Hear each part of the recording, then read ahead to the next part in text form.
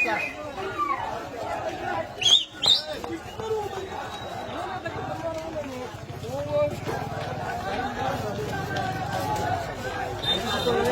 action! Direct action! Direct action!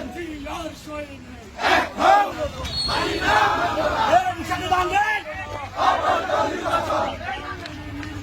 মানিত নির্বাচন মানি না মানব না অবৈধ নির্বাচন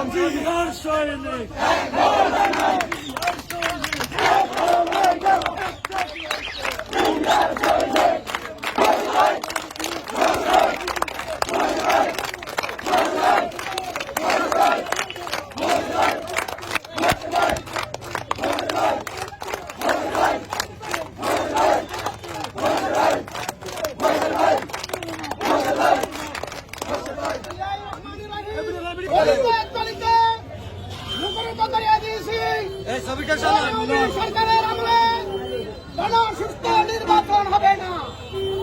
তাই আমাদের দেশের নায়ক মাননীয় হুঙ্কার তারেক রহমান নির্দেশ দিয়েছে, এই অবৈধ সরকারের আমলে কোন সুস্থ নির্বাচন হবে না।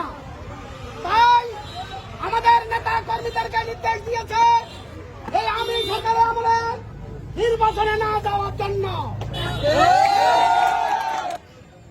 আজকে যারা বিএনপির নাম দেখে নির্বাচন করতে চায়, যেখানে বিএনপির সেই প্রমাণ মানে না, তাদেরকে আমি জানি তারা বিএনপি করে না। যদি তারা বিএনপি করত তাহলে নির্বাচনে যেত না।